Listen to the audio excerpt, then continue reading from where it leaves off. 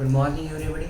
I'm Dr. Nitin Doshi, Professor in Urology with teaching experience of 25 years, working as consultant neurosurgeon in Panvel for more than 30 years. Today, we'll discuss the topic emphysematous pyelonephritis.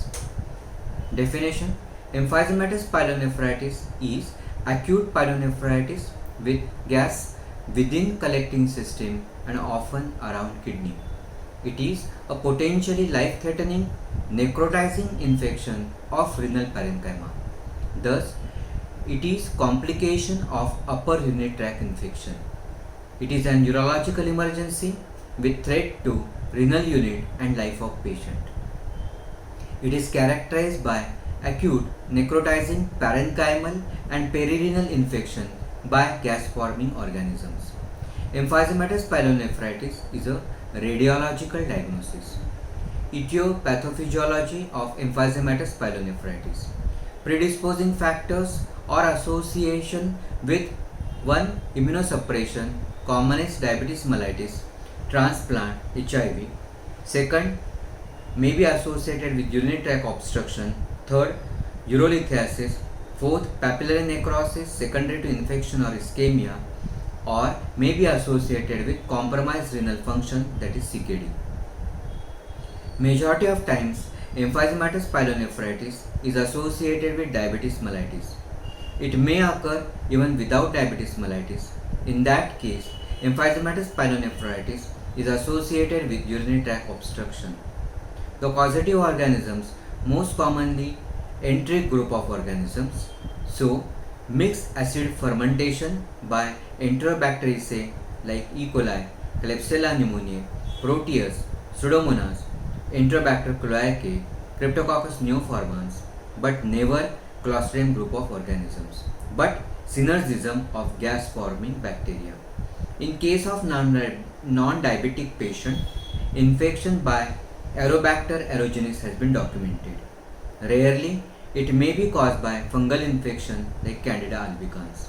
The primary components of gas are hydrogen and carbon dioxide, and sometimes even trace elements of ammonia and methane have been detected. Emphysematous pyelonephritis results from synergism of gas-forming bacteria. Second, high tissue glucose causing fermentation of glucose by organisms common as E. coli. Poor tissue perfusion. Fourth, susceptible host, that is diabetes mellitus or urinary tract obstruction. Pathology of emphysematous pyelonephritis: due to impaired immunity and impaired tissue perfusion, there is acute suppurative infection by blood-borne organisms. Due to acute infection of renal parenchyma, kidney is enlarged, edematous. Due to significant severe virulence and infection, there is suppuration causing vascular thrombosis, causing ischemia and hence necrosis of the parenchymal tissue. Due to ischemic necrosis, that is infarction, there are cortical infarcts and papillary necrosis. Liquefaction of these infarcts result into formation of abscesses. Microscopically, there is evidence of vascular thrombosis, suppurative inflammation, ischemic necrosis, abscesses in nephrectomy specimen. As infection extends, it progresses from renal parenchyma to perirenal fat to Gerota's fascia to paranephric tissues to retroperitoneum. Clinical presentation: adults are exclusively at risk for emphysematous pyelonephritis, with women affected more than men.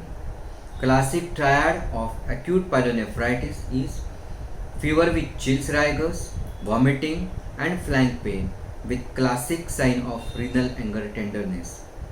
These all signs and symptoms precede frank necrosis, and it is seen that patient is not responding or improving despite of IV antibiotic course, and may even show frank renal failure, evidence of sepsis, septic shock. Second, due to sepsis, there may be lethargy, confusion, disturbances in consciousness, hypotension. May present with hematuria secondary to urolithiasis or papillary necrosis. Pneumaturia is absent till infection extends and involves PC system. Due to overlap of symptoms like nausea, vomiting, abdominal pain, particularly in case of right-sided emphysematous pyelonephritis, differential diagnosis should include appendicitis, cholecystitis, perforated viscous, and pelvic inflammatory disease. Diagnosis, however, always established radiologically. CT scan is diagnostic and gives even prognostic information as it is useful for staging. On investigation, on urine routine microscopy, there will be presence of pus cells, RBCs, bacteria, maybe glycosuria, even pneumaturia, and presence of crystals.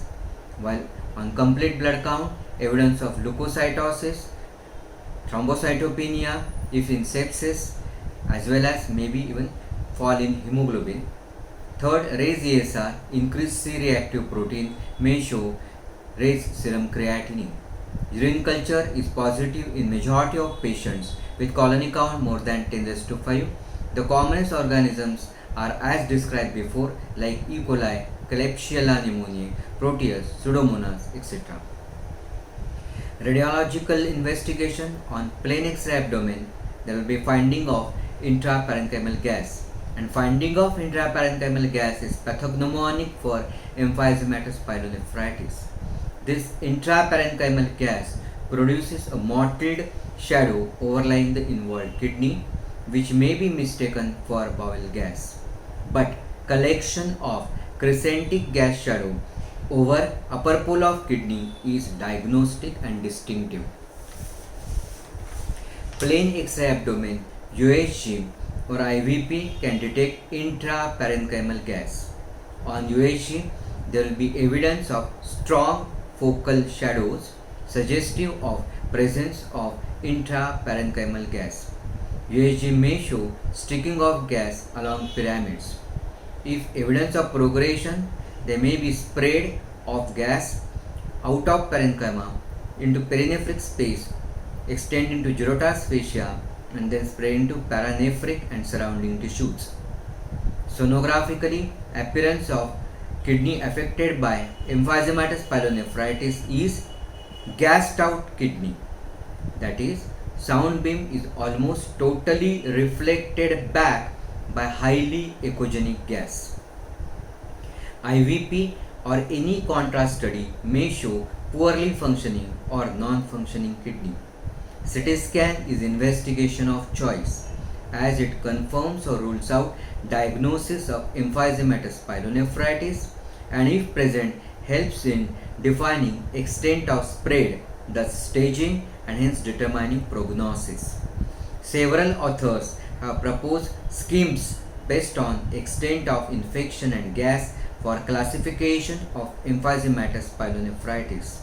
Commonest accepted is Hung et al. Classification of emphysematous pyelonephritis.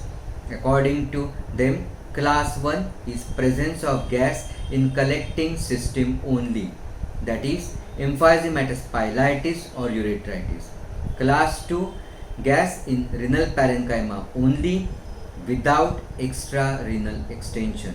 Class 3 is gas in renal parenchyma with extension in extra-renal tissues. 3A in that is extension of gas or abscess in perinephric space, while 3B is extension of gas or abscess in pararenal space. Class 4, bilateral emphysematous pyelonephritis or emphysematous pyelonephritis in solitary functioning kidney or emphysematous pyelonephritis in transplant kidney.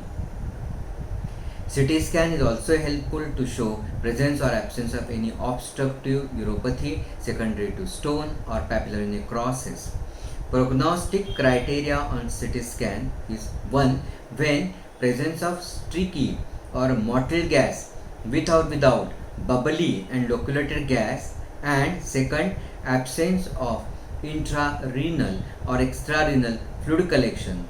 Both these findings associated with rapid destruction of parenchyma and hence associated with high mortality rate, while when there is renal or extrarenal fluid collection with bubbly or loculated gas collection and absence of streaky or motile gas pattern, then good prognosis, that is mortality rate is less than 20%.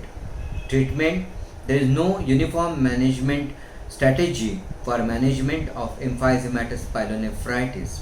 It is actually surgical and medical emergency. In addition to broad spectrum higher antibiotics, patient will require supportive management for fluid electrolyte acid base balance, control of diabetes, cardiorespiratory support, hypotension in case of sepsis. Relief of obstruction by emergency disease stenting is treatment of choice, along with the correction of fluid electrolyte acid base balance and cardiorespiratory support. If patient is not settling with conservative approach, then emergency nephrectomy has to be done. Mortality rate is very high with tune of 75% in case of emphysematous pyelonephritis associated with diabetes mellitus. Prognostic factors deciding high mortality rate are: 1. Presence of uncontrolled diabetes, 2nd. Presence of compromised renal function, 3rd. Bilateral pathology or emphysematous pyelonephritis in solitary functioning kidney or emphysematous pyelonephritis in transplant kidney. Thank you very much.